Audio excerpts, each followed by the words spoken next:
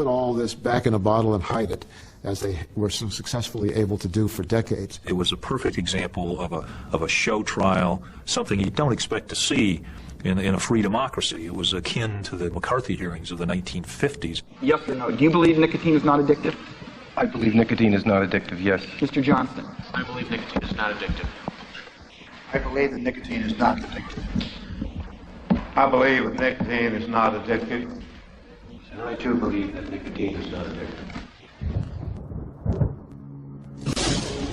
While these executives were testifying, Merrill Williams was seeking help down in the Bible Belt in Mississippi. The industry now knew he had their documents. He feared for his life. I wanted to get into the public arena, but I didn't want to hang from my toes like Mussolini. You know, it just was not on my mind to kill myself. Here he contacted a lawyer, the devout Southern Methodist, with a special cigarette habit. Don Barrett says he is addicted to suing the tobacco companies. He believes it is a religious calling. I think I was doing what the Lord wanted me to do. They were a terrible evil that had to be confronted. I hate them with a perfect hate, as King David said in the Old Testament. I hate them in an Old Testament kind of way. His hatred stemmed from the dirty tactics he felt he and his family had received at the hands of Big Tobacco in a previous case he conducted against them in his hometown. Into this tiny country courtroom on the edge of the Mississippi Delta rolled the legal battalions of Big Tobacco. Attorneys, scientific advisors, private investigators, public relations consultants, they'd collectively become known as the Wall of Flesh. They'd proved unbeatable. Aggrieved smokers trying to sue the industry were simply outnumbered, outspent, overwhelmed. Big Tobacco had not had to pay out a single penny in damages. The Wall of Flesh were not to lose this battle either, but here was where they started to lose the war. They were killing people by the bushel basket, and yet nobody had ever collected a penny from them. And I thought, well, somebody's going to do it eventually. Why can't we do it right here in Lexington, Mississippi? Don Barrett's partner was a fellow Mississippian, a millionaire lawyer named Dickie Scruggs. They were to invest millions of their own money in this fight, but the personal rewards would be great if they won. The tobacco industry regarded them as bounty hunters. The Mississippi lawyers were now to get their first break in the case. Don called me and said he had gotten a call from a man named Merrill Williams, that he believed that Williams had documents that might be of interest to us. I picked up Merrill at the airport. We took my Learjet and we landed at this remote spot, and we put the documents on the airplane. We brought them back to Mississippi, back to my office. He brought out documents in 2s and 3s to show us, and it was astounding. Scruggs now brought in Mississippi's top law enforcement officer. He said his name was Merrill Williams, that he had some documents that I ought to see. He looked like he had coughed up an alligator. The first words I saw were that, in our opinion, or we are in the business of selling nicotine, an addictive drug. And the crown jewels had landed in my lap. I had just witnessed all the 7 chief executive officers of the tobacco companies raising their right hand and swearing before Congress when asked the question, is nicotine an addictive drug? Each one of them said, in my opinion, nicotine is not an addictive drug. So what I had just 21 days later was absolute evidence that they had known for the last 30 years that nicotine was an addictive drug. They had lied before Congress, and what impressed me is that this was evidence of a crime. And when I saw that, my comment was, these guys are toast. I cannot believe this. I sent a copy of them right quick. I sent my copy to Stan Glantz at the University of California. Barrett chose well. Stan Glantz was one of Big Tobacco's most vehement opponents. The people who run the tobacco industry are moral midgets. They're like cockroaches. They love the dark and they spread disease. Glantz placed the documents in a secure archive in the university's library. But Brown and Williamson quickly discovered their whereabouts. When the tobacco companies found out they were there and demanded them back, they wanted to know who was looking at them. And the library said, excuse me, we don't give that information out. So they went and had a couple of private investigators staking out the library, sitting in the lobby out in front of the archives, watching who was coming and going. The industry sued the university for the return of the documents and lost. They were very concerned that if some of these documents ever saw the light of day, the industry would just be dead meat from a legal point of view. And that's finally, after 50 years, what's happened. The library put the documents on the internet. Now in the public domain, they could be used as evidence against the industry. They knew nicotine was addictive in 1963. They knew smoking caused cancer in the 50s. And they had elaborate and intelligent plans to cover this up, to keep this information away from the public, and to keep people smoking. The Mississippi team, now able to use these documents in court, still needed to counter Big Tobacco's long-established and successful courtroom defense that smokers choose to smoke of their own free will. They wrapped the American flag around themselves and said these are adult smokers, and they made an adult choice to smoke, and we shouldn't interfere with that, and that's what America is all about. Well, of course, that makes you want to throw up. I mean, listening to that, knowing what we know about addiction, and I kept saying that we've got to get around this argument of nobody made him smoke, of free choice, and we hit upon an idea. Mississippi's Attorney General Mike Moore reckoned he could defeat the industry in court by suing not on behalf of any individual, but on behalf of his state. He would seek compensation for the cost of treating sick smokers, an expense over which the state had no freedom of choice. When we filed our lawsuit, we thought we had a pretty good shot, but we knew we were against just a tremendously powerful industry with unlimited resources, so it was a little bit scary. We could put the tobacco industry in danger for its life. And we realized it was the silver bullet. It has certainly, that bullet had our name written on it. They were running around like chickens with their heads cut off. I will have to tell you that I misjudged the strength of the Attorney General claims. You could see the fear in their eyes. There is the chance that you will end up in the wrong court at the wrong moment, and one loss will wipe out an entire industry. They would bicker among themselves. And it was a delightful scene, let me tell you. There's no question what the objective of the other side of this debate is trying to do. Their objective is to put us out of business. As the legal battles continued, Big Tobacco faced another threat from society itself. Smokers were being forced to retreat to safe havens like this New York City cigarette lounge. This bar positively celebrates smoking. The menu is a list of cigarettes. Here you sit back and enjoy a social smoke.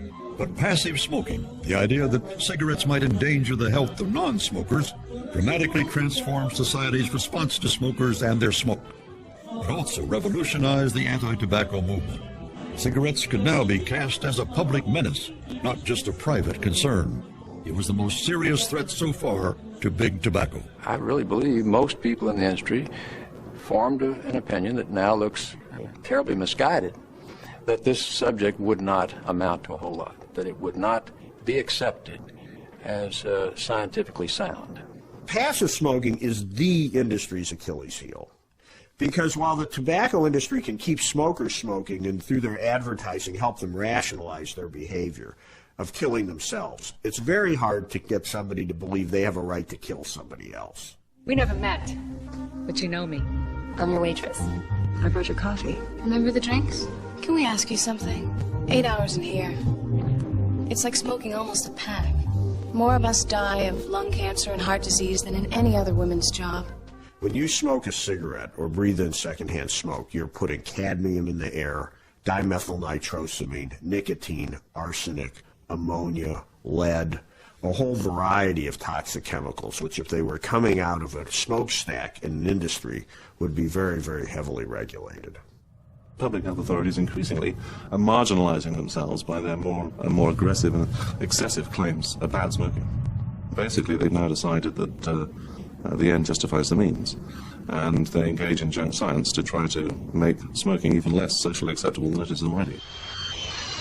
A landmark case involving an American Airlines employee showed just how harmful the passive smoking issue could be to the tobacco industry. Norma Broyne worked for 13 years in the swirl of smoky airplane cabins as a flight attendant. She never thought that her job might place her at risk from disease. It was irritating. It was annoying. Didn't make us feel good. But none of us knew that it was going to kill us. At the age of 34, Norma was diagnosed with lung cancer. despite the fact that she had never smoked. There's no question in my mind that the secondhand smoke caused my lung cancer. I don't have any of the risk factors. My doctors have certified that my lung cancer came from secondhand smoke in my work environment. Donning a protective mask may look bizarre, but today Norma's life is planned around avoiding all air pollution, including cigarette smoke. For her, it's a matter of survival. I have no choice. I have basically one lung left now. The other one's pretty much gone because of complications. Every time I'm in a smoky environment, I get an infection that kills that much more of my lung cells. Pretty soon, there will be none left, and I will be dead. It's not a matter of choice. Norma sued the tobacco companies on behalf of 10,000 non-smoking flight attendants. Big Tobacco settled her case, handing over $300 million for a medical research foundation, but refusing to concede blame. It was the first time the tobacco companies had paid out in a passive smoking case, but Norma is not stopping there. With every fiber of my being, I want to see the tobacco companies held responsible. They're evil. They are the definition of evil. They put profit before people. This is about greed. It is very simple. That's all it's about. They produce a product that they know, if used exactly how it was intended to be used, causes sickness, disease, and death in the user and the non-user. And they tell you that it's not so. They lie about it. Anyone who looks at the science will see that the vast majority of studies on this issue have demonstrated that, with the possible exception of young children, there is no statistically significant risk associated with environmental tobacco smoke. The whole issue of smoke in the atmosphere can be solved really as a matter of courtesy and good ventilation. It's not a scientific issue. Big Tobacco regards the science about smoke in the air as unsound, but some defectors from inside the industry take passive or secondhand smoke very seriously.